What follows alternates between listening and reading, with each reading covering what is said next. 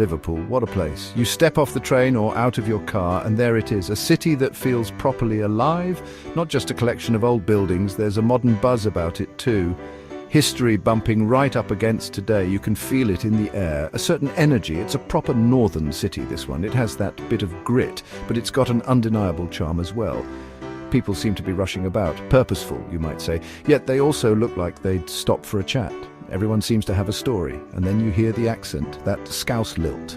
It's part of the initial welcome, makes you grin a little if you're like me. It's distinctive, no mistaking where you are. Liverpool certainly has its own voice. There's so much to see here. The famous docks seem to call out to you. Let's get on with it, shall we? Liverpool wasn't always this grand, sprawling place. It started out quite small, really, just a little fishing village by a tidal pool, the Liverpool, a pool with murky water, simple beginnings from muddy creek to mighty city. Then along came King John back in 1207. He fancied a new port, so he granted a charter, made it an official borough, encouraged people to come and settle, a strategic move, and so Liverpool began to take proper shape. The River Mersey, a magnificent, wide gateway to the sea, to Ireland initially. Then as ambitions grew much further afield, trade started to pick up, slowly at first, but then it really did take off. The port became the engine of the town, fueling its growth, its wealth, its very being. It became a port of immense global significance. Ships sailed in, ships sailed out, a constant flow, bringing cotton, sugar, tobacco, taking manufactured goods back out again, and people too.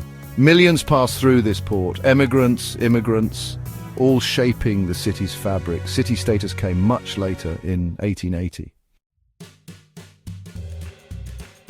Now, you simply can't discuss Liverpool, not without mentioning the music, specifically the Beatles. They rather changed everything, didn't they? Put Liverpool firmly on the global map, a very loud, very catchy, very popular reason. The world was never quite the same after them. They sprang from places like the Cavern Club, from those humble local gigs to worldwide superstardom. Their songs are everywhere, aren't they? Decades later, the city is steeped in their sound.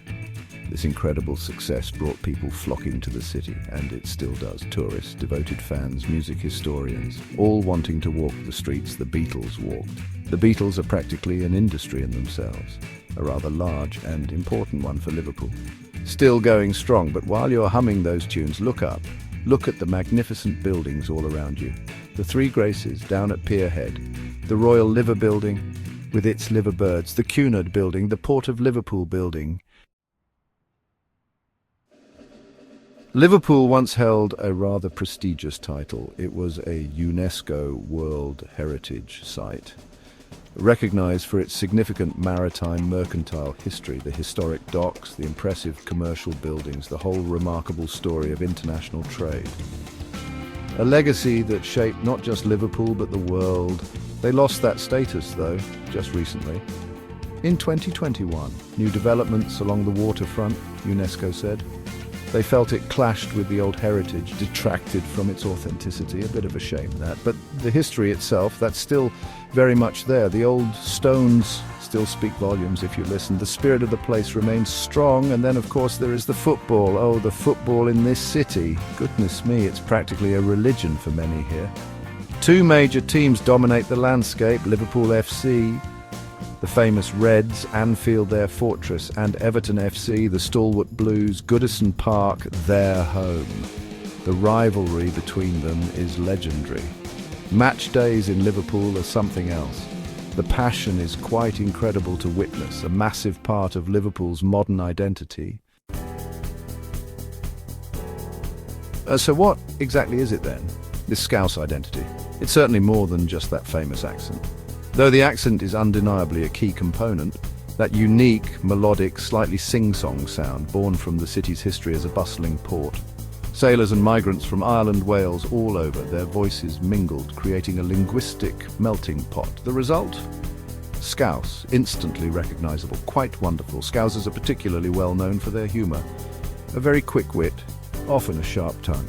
They possess a remarkable ability to laugh at themselves. And quite possibly at you too. Don't take it personally, but it's usually delivered with an underlying warmth. It's a defense mechanism, perhaps, honed over years.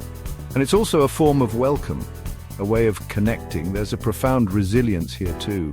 Liverpool has certainly seen its share of tough times, but This city, it always seems to bounce back. It has a spirit that refuses to be broken, a truly unique, undiluted spirit. If you enjoyed this video, please like and subscribe for more content about Liverpool and its vibrant culture.